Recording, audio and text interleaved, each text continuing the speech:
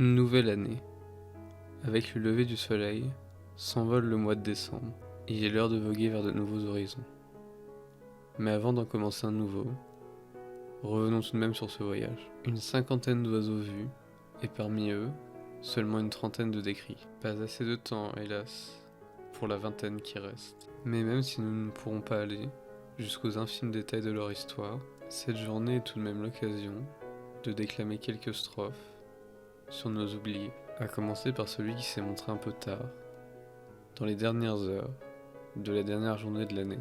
Incontournable de la rivière et un maillon clé de cet écosystème, il est l'un des oiseaux les plus hauts sur pattes, dépeignant sans plus attendre ce dernier tableau de celui qui regarde le courant avec hauteur et patience. Ardea cinerea, l'espèce la plus connue des oiseaux à longues pattes.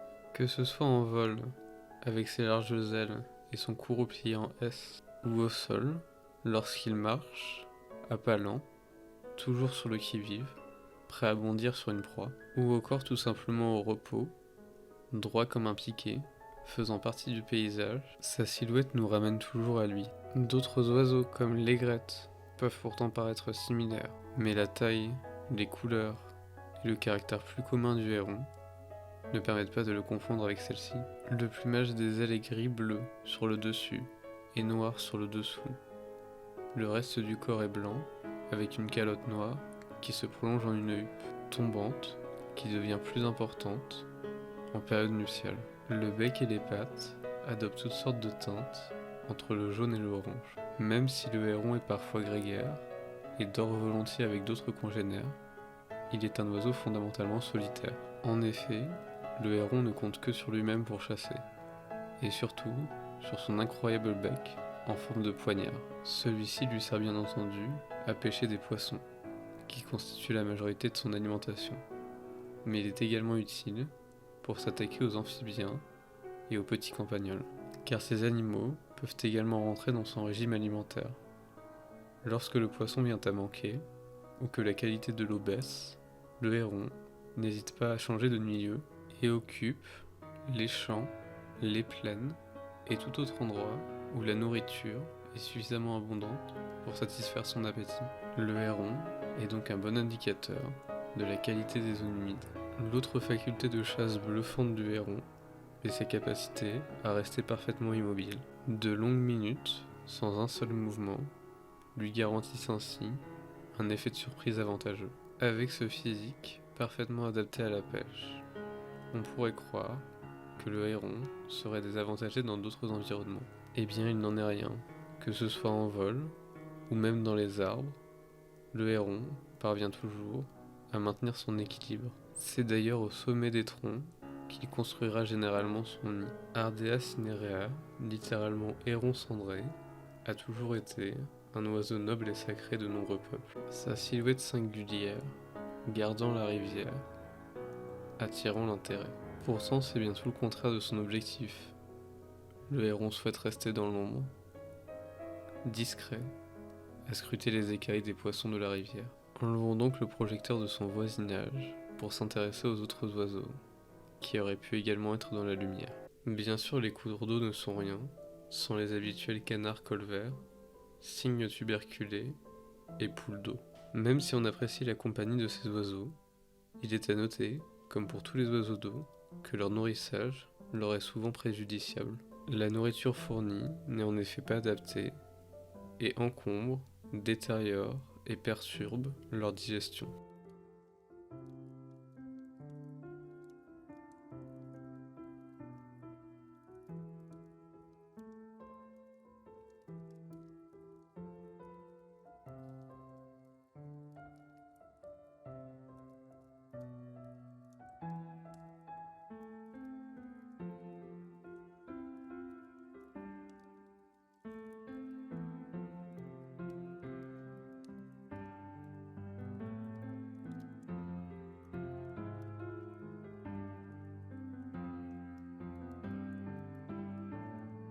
Pour rester dans les oiseaux inféodés au milieu aquatique, on aurait pu parler oiseaux marins, avec quelques mouettes, aperçues brièvement. Lorsque la nourriture vient à manquer, il n'est en effet pas rare qu'elle rentre dans les terres pour trouver à manger dans les champs. On pouvait donc être dépaysé par la mer, mais aussi par la ville, avec les pigeons bisés, qui occupent même les petits centres-bourgs. Occupant parfaitement les vieux édifices, comme les églises, ils en sont souvent chassés, car leur fiente, acide, abîme les monuments.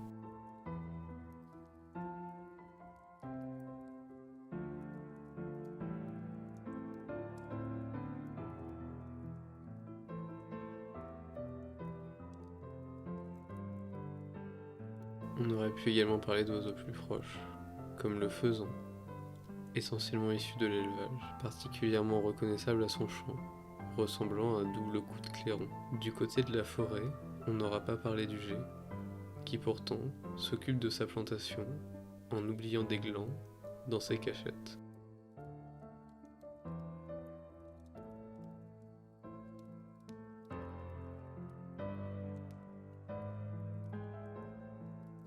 Troglodytes mignons, à senteur mouchée, corneilles noires, corbeaux freux, mésanges nonnettes, pouillots véloces, bruyants tsitsi, autant d'oiseaux qui pourraient à eux seuls faire l'objet d'une histoire. Et si on rentre dans la liste des oiseaux qu'on aurait pu voir, cela devient encore plus étourdissant. Vous l'aurez compris, ce passage avec hâte, dans la galerie des portraits d'oiseaux, a pour but de vous donner le goût du possible. Même si ce sont les dernières lignes de cette histoire qui sont en train de s'écrire, pour bien d'autres, l'encre n'est même pas encore posée. Il reste encore tant de choses à découvrir. Ce n'est qu'une minuscule partie qui s'est montrée à nous pendant ce mois. Mais aussi infime soit-elle, elle n'a rien d'insignifiante. Elle a surtout été belle, surprenante, inattendue, captivante, bouleversante. Bref, que ce soit dans son intégralité ou dans la plus petite échelle possible du quotidien, la nature est magnifique.